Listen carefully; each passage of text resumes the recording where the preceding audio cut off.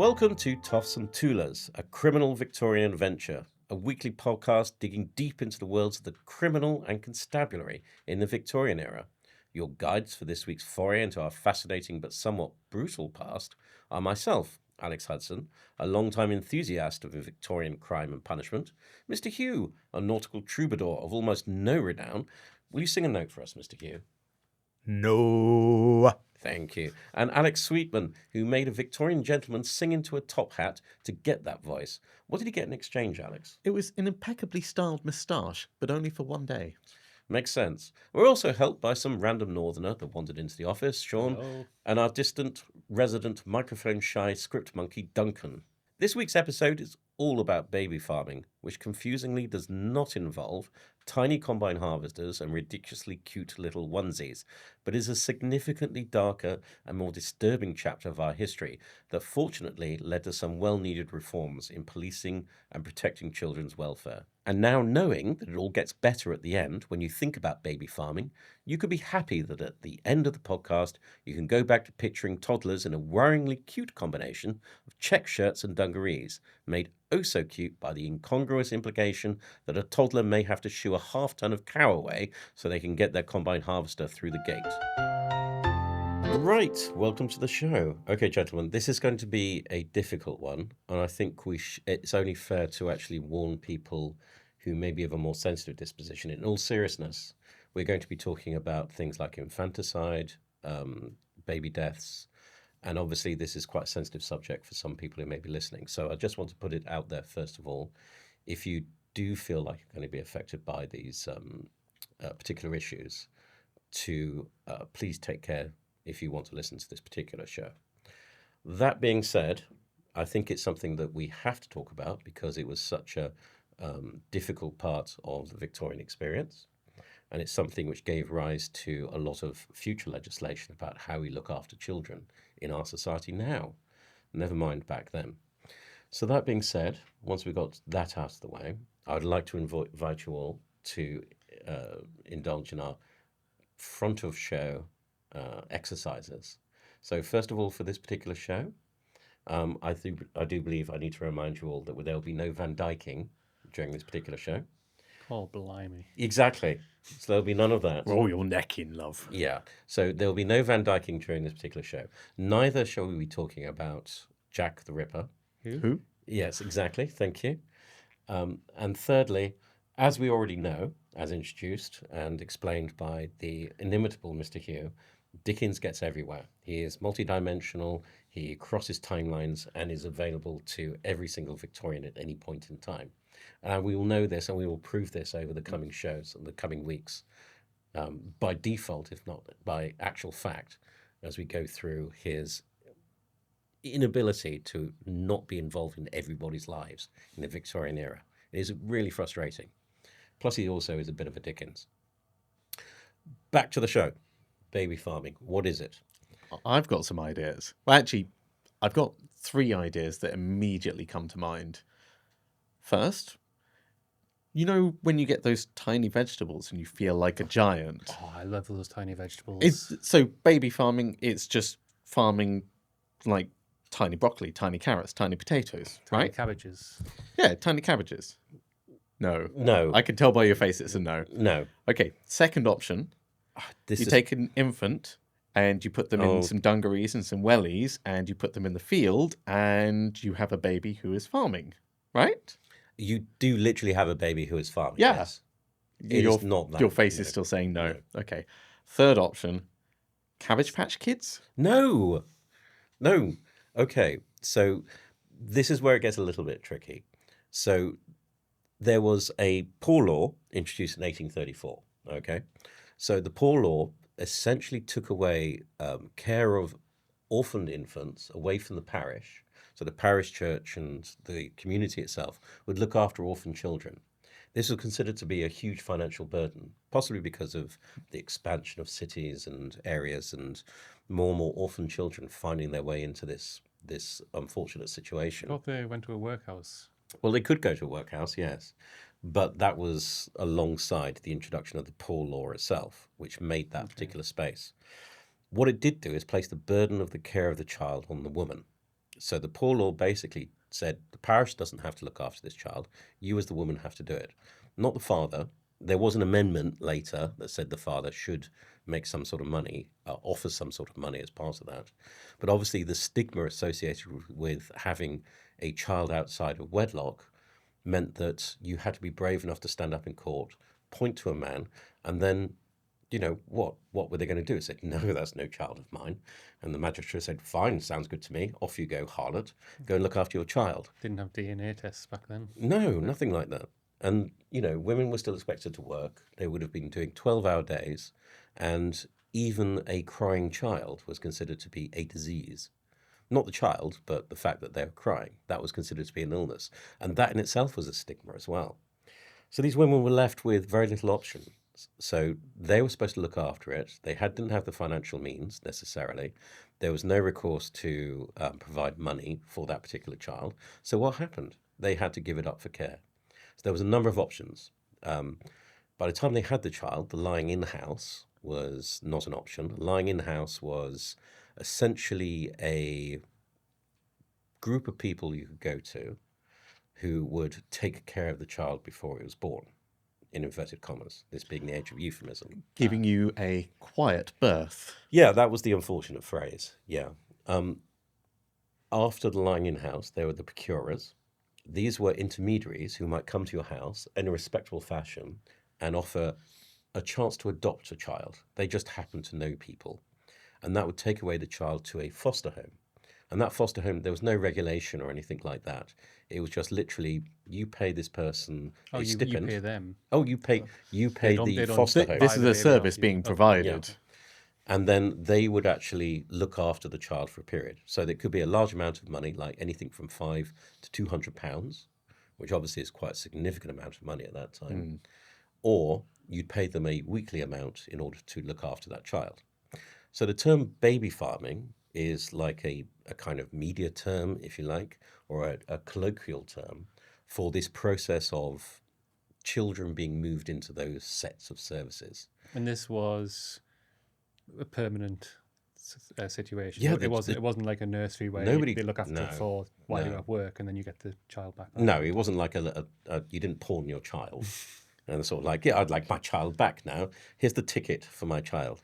No, they would actually sort of surrender the child for somebody else's care, either for this one-time fee or for this like weekly amount. The problem started is the fact that there was no regulations until 1872, the Infant Life Protection Act. That came into there. So you've got a period of about 40 years, almost, where none of this was regulated. So anybody could look after these children and say that, yes, I'm a midwife or I'm a nurse or I'm a respectable adult.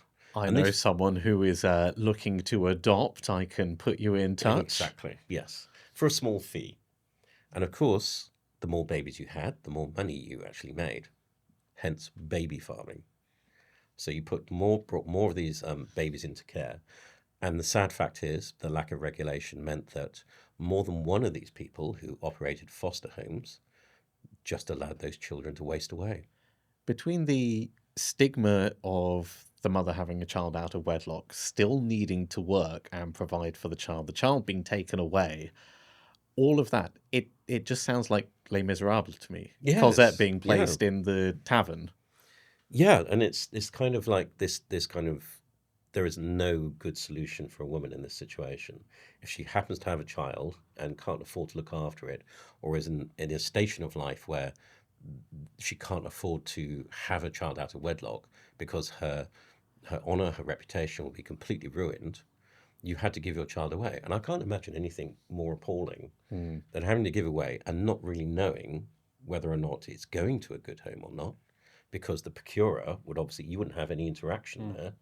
The procurer would take the child away, and then you hoped that that child would be looked after. But you still have to keep paying a weekly fee. Yeah, unless it's like the one-off thing, yes. And I suppose her honour, her reputation being taken away, that's not just her friends won't talk to her, but that's her employers no longer feel like they owe her anything. Exactly. She was in service, she was able to feed herself, and today she can't. Yeah.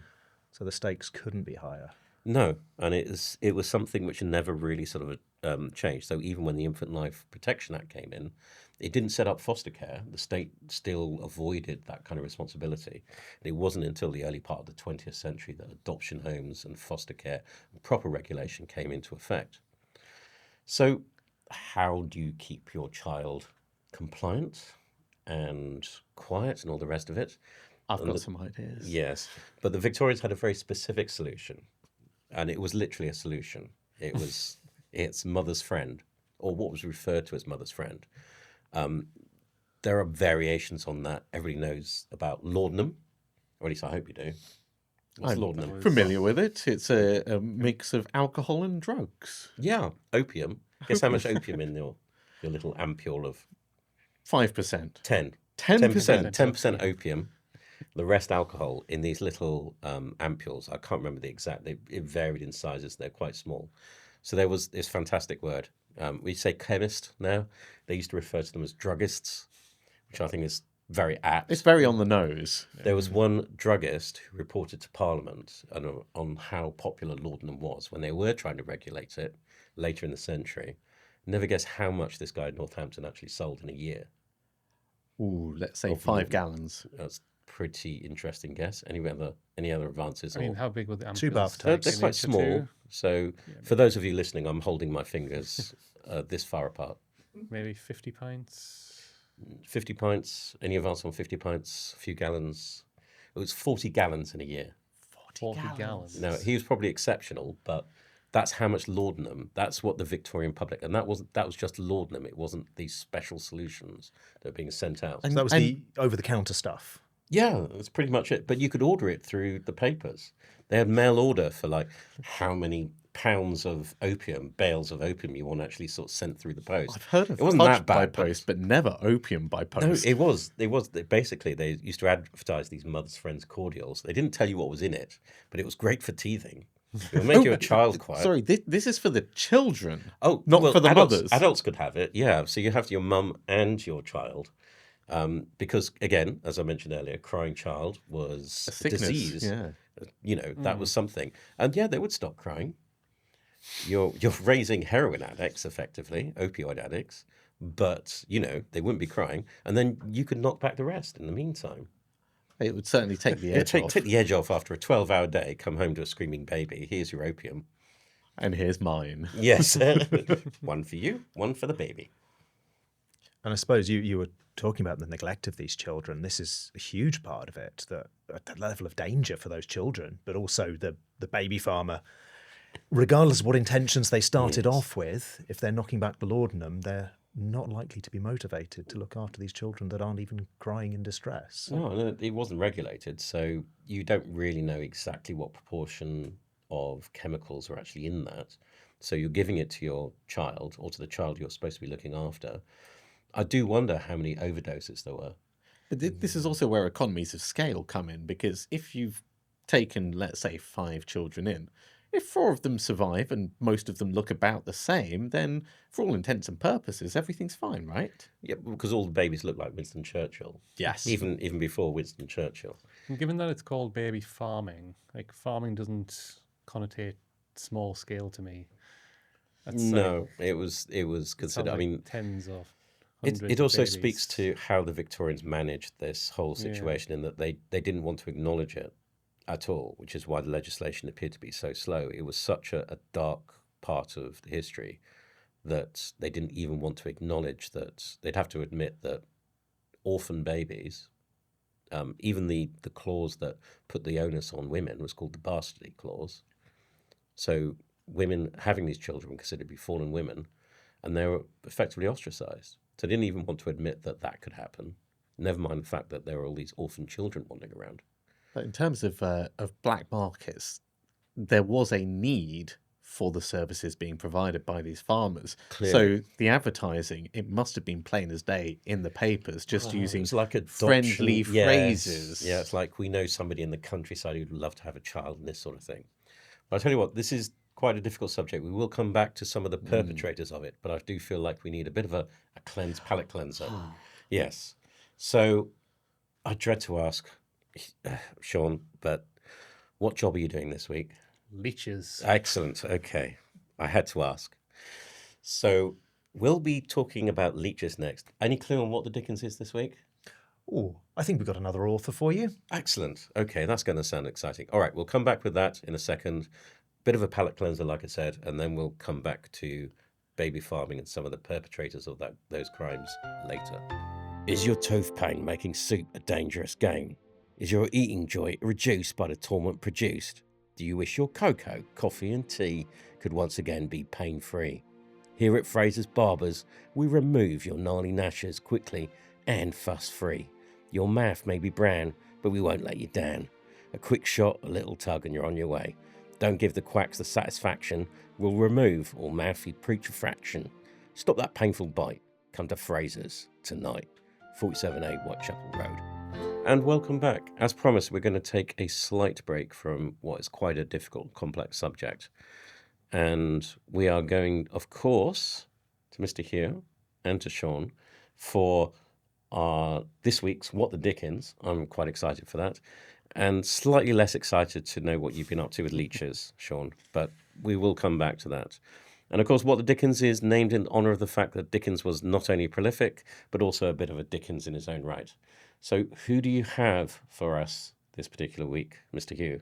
Well, today, another literary connection. I have Algernon Charles Swinburne, our Dickens of the week. The fleshy poet and something of a contrast to our last Dickens of the week. Swinburne, a guest very difficult to get rid of. But let's start with his connection to Dickens. So, as a young lad, whilst Dickens was writing David Copperfield, he holidayed close to the Swinburnes and was so taken with the 12-year-old Swinburne that he was written into the story as just a bit part. But they remained friends for life. Swinburne absolutely worshipped Dickens. He could recite his stories at length from memory, read them almost every day. And Dickens, in return, defended the younger Swinburne's reputation when he emerged into the poetic world with a rather scandalous breakthrough work, Atalanta in Claydon. Swinburne was a brilliant poet, but as a guest, he was a walking hurricane. He was a tiny man with an enormous head of flaming red hair, possessing of an energy that no Victorian dinner party could contend with. He would arrive and would perform. He would not just sit and chat, but leap around the room like a bird, flapping his hands in a nervous tick, reciting his own poetry, screaming his own poetry at the top of his lungs.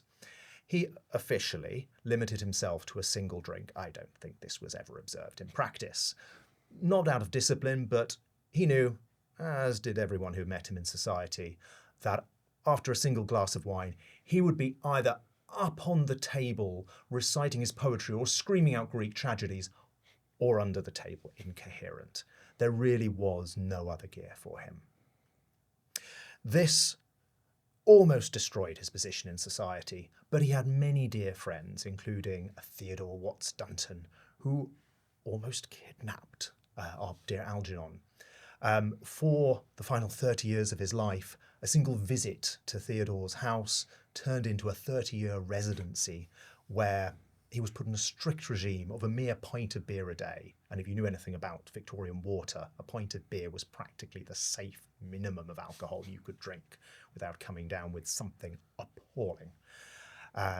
So he went from being a flamboyant, ridiculous, and utterly exhausting dinner guest to rattling around the countryside in someone else's abode for the last 30 years of his life. It was said that the poet had died, but the man had been saved by this. It sounds like he was the embodiment of go big or go home. Quite. And his own home was too small to contain him. He needed someone else to act almost as his jailer. So he basically sort of gave up his freedom for a pint of beer a day. So that's kind of... And was this voluntary? Insanity. It was, yes, to the extent that Victorian care was such. I quite like the idea of having a pet poet. Yeah. I think it'd be quite good. How much of a friend would you have to be to run that kind of intervention? Because it had to be an intervention, didn't it? Was I mean, just it was that. you've had a really good time. We're just going to we're going to take you away for the next 30 years and Yes. we'll just tell everyone In you fact, died. you've had such a good time, you've used up your quota for this, For this life, incarnation, yes. Anyway, nice poetry. Thanks very much. So anyway, speaking of interventions, Sean, I dread to ask, but you did just say leeches Yes, at one particular point. leeches. So it was rats previously, and Still now... on the animal theme, yes. Okay, all right. So what's with the leeches? So, leeches, potentially a lucrative field. Not done in a field, done in a swamp, a little bit cold. Right. Basically, what you do is you find a nice lychee bog or swamp, usually in the north of the country. They like the colder climate, and you defrock, take off your trousers, walk into this swamp, and just wait for a while. It's quite easy work. That sounds pretty straightforward. Yeah. No drawback then. Some drawback. And what happens is the leeches will find your nice warm body and be attracted by your blood and literally leech onto you. And then you walk out and you wait. You can't take the leeches off your body straight away because their teeth apparently will stay in you. So you have to wait until they finish feeding. And then they just fall off and you put them in a jar and then you sell them. Now, some people... Who do you sell them to? I'll get onto that. But some people who may be a little bit wealthier, who have old farm animals like horses that are a bit too old to work in the fields or pull the carriages, they'll take their old horses, they'll drive them into the swamp. The leeches will grab onto those, and then when they come out, they just swipe more. I imagine they collect quite a few more than I was able to. Oh, you're going to say you don't have a pony? I don't have... no. Okay. Unfortunately not. No, you didn't catch any rats. I didn't catch any rats, Oh, no. you could have dunked them into the swamp No, but... with a convenient tail. Indeed. So this craze all came about... It's been ongoing for a while, but was really popularised by this Frenchman, this Dr. Francois Joseph Victor Brousset, I believe his name is. So many names. It must be good. Indeed. Must be French. It's a very memorable name. Yes. And his famous doctor, his claim was that all maladies are caused by an imbalance in the humours of the body. You have blood, phlegm, bile, etc. All the phlegms and biles, yeah. Indeed. Biles both yellow and black. Indeed. And he believed that by balancing these humours, predominantly by reducing the amount of blood in the body through leaching, and he said it could cure anything from a headache to cancer. That seems reasonable. So you should be indeed. healthy now, like really healthy. You do look quite pale. Well, I don't think I believe him too much because I've had thousands of these buggers leaching out of me and I feel worse than ever. Okay.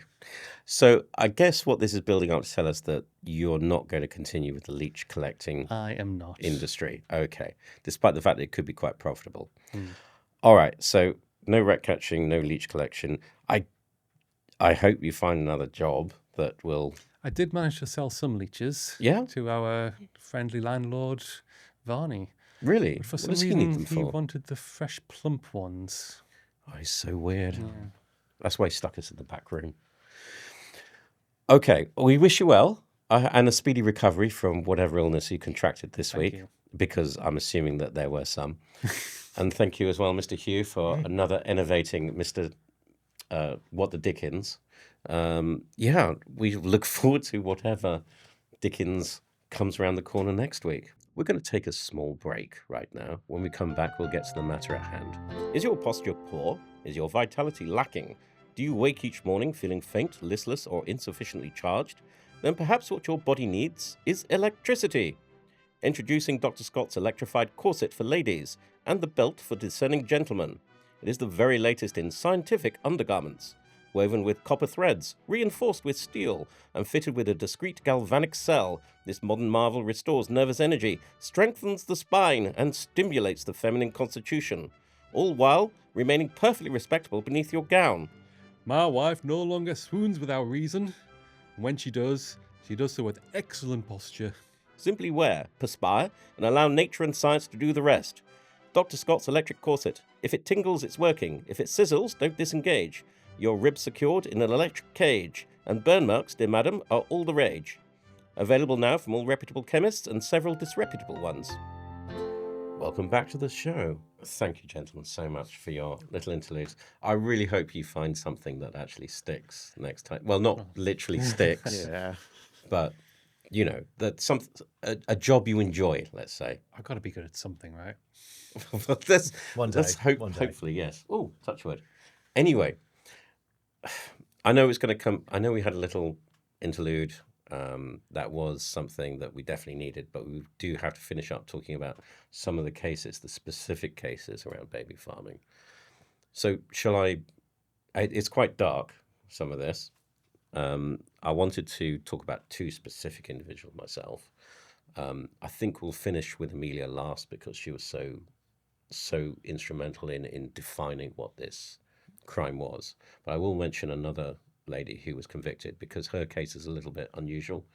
Margaret Waters in 1870. Now, Margaret was quite interesting in that she seemed to want to genuinely look after these children to begin with. She started her career by bringing children in and looking after them, and she gained her reputation for doing that.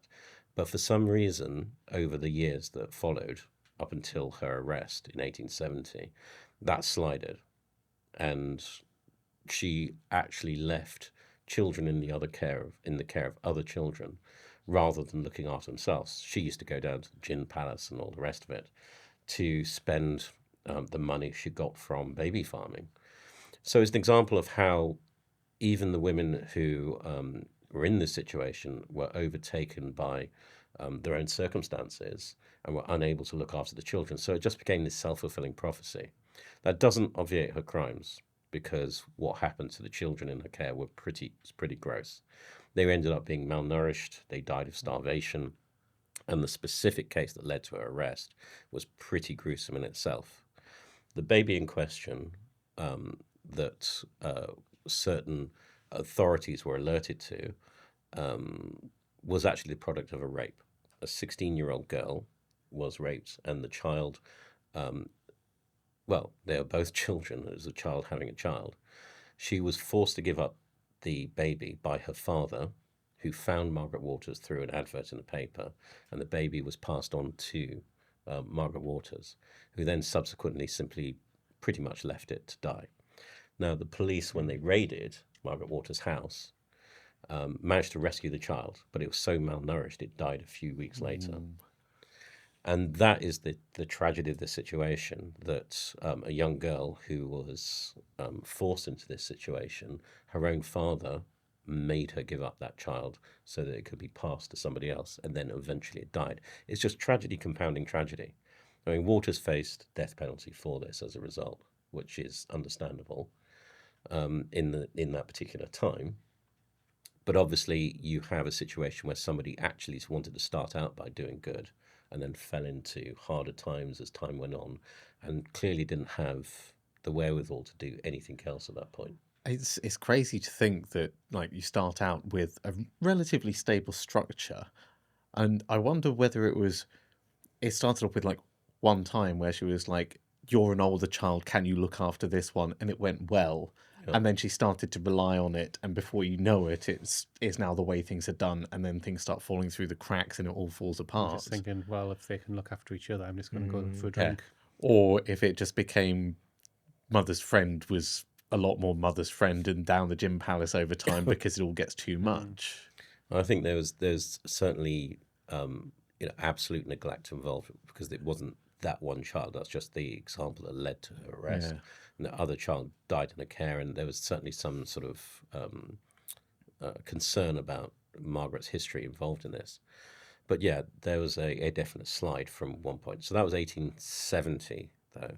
So this was before a lot of the Infant Life Protection Act and so forth came In in. 1872. Yeah, so you've been looking at that as well, I haven't do. you? I'm going to have to Oh, refer it's to for my flashcards. my flashcards again, but I've got a specific case of Jessie King. Now, She was tried in 1889, so quite a bit after the Act, but her case showed how ineffectual the Act was as a whole, because the Infant Life Protection Act didn't have any powers of observation or investigation associated with it. So all the stuff that it claimed, like we're going to protect this, we're going to do this, look after the welfare of children, there was no powers to actually go into properties until someone had found out something. So there was no powers of investigation or observation initially. So with Jessie, she was the last woman to be hanged in Edinburgh, which is Oh. an interesting fact in itself. But her crime was discovered entirely by accident. This is after 2 decades. 2 decades after the Infant Life Protection Act was in place, she was finally caught. And it was because of a couple of young boys who were playing football nearby her residence, and they found a parcel which contained the remains of an infant. Oh. And that then led to a bit of an investigation. She was living with her partner at the time, Thomas Pearson. The police originally thought that he was involved. He ended up giving evidence against her that secured her conviction. And yeah, it's horrible to think that 1872 all the way through to 1889, she had a free reign because no one was going to look any closer. I dread to think about what Thomas Pearson was actually doing in the house to have not noticed the level of abuse that she had. It Because seems unlikely, doesn't there it? were many, many children involved. Yeah. So did these acts not require some sort of license for, the people who are going to accept the babies, or was it just, After 1872, Given yeah, they were supposed to guidance. be regulated to a certain degree, but it was like almost like a voluntary kind of process. It's not until much later legislation, in fact, after Amelia Dyer, who I'll talk about next, who actually started to see much more robust legislation. So, shall we end with Amelia Dyer? I think we have to. Okay, so this lady is somebody who has been touted as one of Britain's greatest serial killers, was a baby farmer, and has been attributed with the deaths of around 200 to 400 children in her quite a care range? over a series of decades. And like your Jessie, she was doing this for decades. She didn't go to trial until about 1895, 1896. And she was involved in baby farming for many, many years. What led the authorities to there was a particularly gruesome. She was known as like the butcher of Reading and so forth, because the level of deaths that were actually associated with her, and the way that she was discovered was also like almost accidental. It was the corpse of a baby in the river, floating downstream, which was fished out, and it had been strangled using some white tape used for edging in tailoring. And it was just chance that someone... And somebody put 2 and 2 together. It led to Amelia, who it was clear that she had had a lot of suspicion associated with her activities for quite some time. And the police actually surveilled the house to actually sort of see who was coming and going, whether she was involved in this activity. And they eventually raided it, and they found pretty much a horrific state of affairs.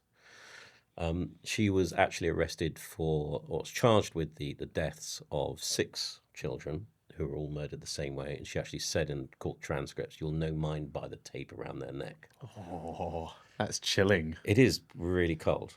So the actual number of deaths attributed to her is potentially taken from the life of her baby farming activities over a series of any number of years, but we don't know exactly how many she would have been responsible for. All the accounts seem to imply that she was cold, diffident, and uncaring about the harm that she caused over many, many years. And she spoke in these very chilling ways about how she'd actually murdered them, because she used to starve them to death, then moved to strangulation as a means of quicker. And oddly, during the case, the founder of the National Society for the Prevention of Cruelty to Children, the NSPCC, a gentleman called, I think it's Reverend Benjamin Waugh, he said she was the most saintly of all the baby farmers. That's kind of at odds with what you've Yes. told us so far. I know it seems odd that his rationale was he was basically saying she gave them 6 seconds of pain, whereas most baby farmers gave them 6 weeks by forcibly starving. That's right. So that's kind of, yeah, this gives you an idea. And of course, this case was had national attention at the time. You don't hear her talked about except in context, and there's very very few modern equivalents that you can actually find. I was trying to think about who might have taken people into care. So the only British serial killer I could think of in recent times would be someone like Harold Shipman. For those of you who don't know, he was a GP in the UK. He, at the other end of the age scale, used to look after elderly patients and effectively euthanize them. Sometimes after changing their wills and so forth, and he's potentially responsible for hundreds of deaths. Yeah. We don't know exactly. So that's the only person I could think of that comes even close in British history to what Amelia actually apparently did. And it's But you just said 200 to 400 for Amelia. 200 to 400 Did she deaths. brag about that number? No, I don't think so. This is something that everybody's reported on, especially from the court cases, but there's no specific evidence for that number. She was only charged with 6 deaths, and that was enough to get her executed. But yeah, she didn't appear to have a huge amount of remorse at all. She basically said, God, I'll answer to God, not to you people down here. You mentioned that the police surveilled the property. That was pretty unusual at the time, wasn't it? It doesn't get mentioned much, but I think this case was so unusual. You don't get a little insight into these kind of policing practices. But yeah, they actually set up a series of watches, like undercover officers and so forth, so they could actually sort of provide evidence that this baby farming activity was actually going on and give them the pretext for raiding that particular house at this time. So yeah, the only good thing to come out of this, you could actually say to come out of this, was change in legislation, which eventually led to UK laws, which would actually provide state care, properly regulated state care for foster children. It didn't change a lot of the prevailing attitudes towards women and, birth out of wedlock or anything like that. But at least you knew that those foster homes where forcible deaths might have happened were starting to get rarer and rarer and more tightly regulated. Yeah, and with a state-run foster care system or state-backed foster care system, you know that there's going to be at least this standard of care for the children. And some regulation, yeah. I know we'll get people writing in and say, well, there are all these cases of state-run facilities which have done appalling things, but at least you're actually moving in the right direction at that particular point. But even something like child benefit, which is, it's a great thing to help children have the stuff that they need, but you do still see nowadays that being misappropriated by some parents. Oh, yeah. I mean, we can talk about how criminal activity used to exploit children and neglect. The fact that we still have laws to cope with neglect and abuse of children is unfortunately an indication that it still happens. It just luckily doesn't seem to be happening on the kind of scale that happened in the Victorian era. So that is a kind of positive I'd like to end on today, because it's been a difficult and dark subject. But it's one, if we were talking about Victorian crime, we couldn't possibly avoid. So thank you, gentlemen, for taking us through this quite difficult subject. And I promise we'll get on to something perhaps a little bit lighter next week when we Voca Romani, which I'm particularly looking forward to. And we'll explain more next week. Toffs&Toolers, a criminal Victorian adventure, was brought to you by Dreadful Penny Productions. The cast were Mr. Alexander Hudson, Alexander Sweetman Esquire, Sean Gibson, and Mr. Hugh. The scripts were inked by Duncan Allwood, with constant interjections from the cast. The producers were Bella Gregory and Rob Morris. Production facilities were provided by the fine fellows of the Podcast Room, London. This show was first broadcast by Telegraph in 1844 by Mr. Sweetman, where he cautioned all with "What hath God wrought?" before sending. He felt it fair to provide a warning.